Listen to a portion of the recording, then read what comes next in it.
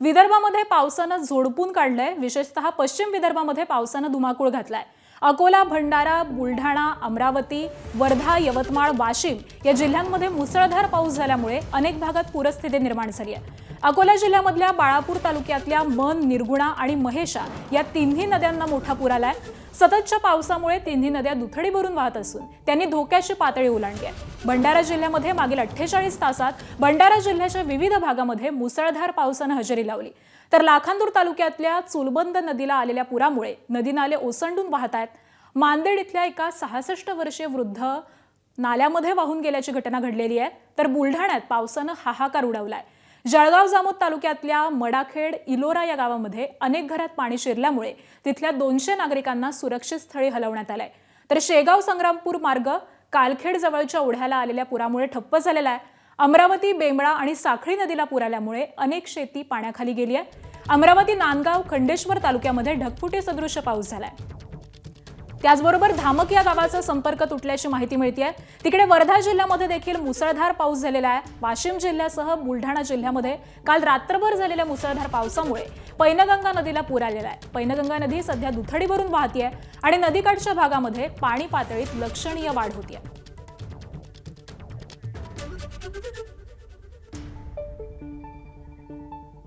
आणि या सगळ्या संदर्भामध्ये आपण अपडेट जाणून घेऊयात। आमचे प्रतिनिधी अमरावतीमधून प्रणय निर्बाण आणि बुलढाण्याहून डॉक्टर संजय महाजन आपल्या सोबत आहेत। मी सुरुवातीला अमरावतीमध्ये जाते। प्रणय, सध्या अमरावतीमध्ये कितपत पाऊस पडतोय आणि काय सध्याची स्थिती आहे?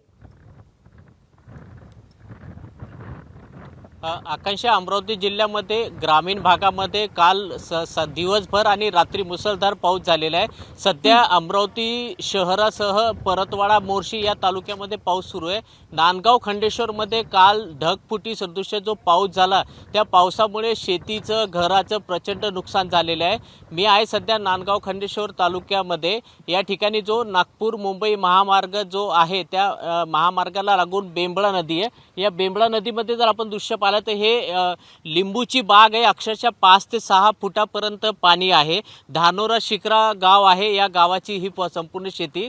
आणि या बाजूला जर पाहिलं तर या गावामध्ये जे पाणी पुरवठा करण्याची विहीर आहे त्या विहिरीला जे सोलर लावलेले ते सोलर अक्षरशः पाण्याच्या पुरामुळे संपूर्ण वाहून गेलेलं आहे। प्रचंड नुकसान या ठिकाणी गावकऱ्यांचं झालेलं आहे। आपल्यासोबत काही ग्रामस्थ आहे। किती पाऊस झाला काल रात्री आणि काय परिस्थिती होती काल रात्री घराची? हॅलो, काल 1 वाजतापासून पाऊस सारखा चालू आहे सर। शेतात बरेच लोकांचे नुकसान झाले। कोणाचे DAPच्या थैल्या, विऱ्याच्या थैल्या आणि ड्राम, फवारणीचं औषध। माझं स्वतःचं 90 पाईप आणि 25 थैल्या DAPच्या, विऱ्याच्या बॅगा, डवरे, मोटर, पंप सर्व म्हणजे आम्ही पाऊस नसल्यामुळे शेतातच ठेवलं। त्यामुळे खूप नुकसान झालं। आम्हाला आणायला चान्स मिळाला नाही। पुन्हा जायला पण रस्ते सगळे बंद झाले। आता पण आम्ही शेतात जाऊ शकत नाही। काय नुकसान आहे आणखी? आकाश, आपण बघू शकतो की शेतीचं प्रचंड नुकसान आहे। शेतकऱ्यांना आपल्या शेतात सुद्धा जाता येत नाही, कारण त्या ठिकाणी स्प्रिंकलरचे पाईप असो, मोटर असो, शेतीचे जे साहित्य ते सगळं शेतामध्ये। आणि आता 5 ते 6 फुटापर्यंत या शेतामध्ये पाणी असल्यामुळे शेतकऱ्याचं प्रचंड नुकसान यावेळी आपल्याला पाहायला मिळते। आणि सर्वात जास्त फटका अमरावती जिल्ह्यामध्ये तो नांदगाव, खंडेश्वर तालुक्याला आपल्याला बसलेला पाहायला मिळत पाण्याखाली गेल्याचं दिसतंय। यानंतर आपण बुलढाण्यामध्ये नेमकी काय परिस्थिती आहे जाणून घेऊयात। आमचे प्रतिनिधी डॉक्टर संजय महाजन आपल्या सोबत आहेत। संजय, बुलढाणा जिल्ह्याला देखील पावसाचा अलर्ट देण्यात आलेला आहे। सध्या कितपत पाऊस पडतोय आणि एकूणातच प्रशासनाकडून काय खबरदारी घेतली जाते? नक्कीच आकांक्षा, खरं तर बुलढाणा जिल्ह्यात गेल्या 30 तासांपासून मुसळधार पाऊस कोसळतोय आणि याचा सर्वात जास्त फटका जर बघितला तर जळगाव, जामोद आणि संग्रामपूर या तालुक्यात मोठ्या प्रमाणात शेतीचं नुकसान झालेलं आहे। खरं तर संग्रामपूर आणि जळगाव, जामोद हे 2 तालुके आहेत।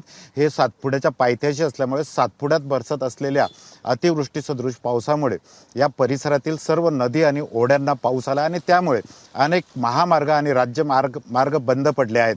शेगाव ते संग्रामपूर हा मार्ग गेल्या 6 तासांपासून ठप्प आहे, तर संग्रामपूर जळगाव जामोद मार्ग हा सुद्धा ठप्प आहे। जळगाव जामोद आकोट हा मार्ग सुद्धा ठप्प आहे। गेल्या अनेक तासांपासून बरसत असलेल्या या पावसामुळे शेतीचं मोठ्या प्रमाणात नुकसान झालेलं आहे आणि त्यामुळे खरं तर शेतकरी पुन्हा एकदा या नैसर्गिक संकटाने हवालदिल झालेला आहे।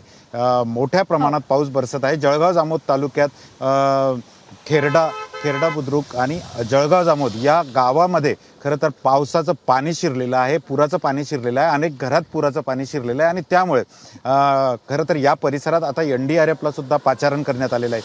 काही वेळातच NDRFचं पथक या गावात पोहोचणार आहे. खरं भेंडवळ आणि मडाखेड या गावाला पूर्णपणे पुराने वेढा दिलेला आहे आणि त्यामुळे या गावातील काही नागरिकांना या सुरक्षित स्थळी सुद्धा हलवण्यात आलेलं आहे. आता खरं गेल्या 3 ते 4 तासात या तालुक्यात जवळपास 250 ते 300 मिलीमीटर पाऊस पडल्याची प्राथमिक माहिती ही प्रशासनाने दिली आहे. प्रशासनातील सर्व अधिकारी हे ग्राउंडवर आहेत आणि पूर्ण नुकसानीचा आढावा घेत आहेत, नागरिकांना सूचना करत आहेत. अशा प्रकारे या जळगाव जामोद आणि संग्रामपूर तालुक्यात परिस्थिती अतिशय बिकट असून घाटावरील तालुक्यात पाऊस तुलनेने कमी असला तरी मात्र या परिसरात मोठ्या प्रमाणात पाऊस अद्यापही सुरू आहे. आकांक्षा. नक्कीच, त्यामुळे या सगळ्याच संदर्भातले अपडेट वेळोवेळी तुमच्याकडून जाणून घेऊ. तुर्तास संजय आणि प्रणय, धन्यवाद या माहितीसाठी.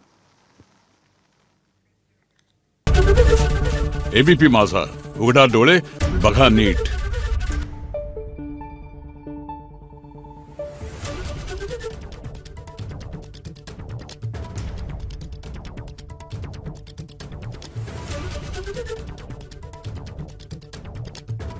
Thank you.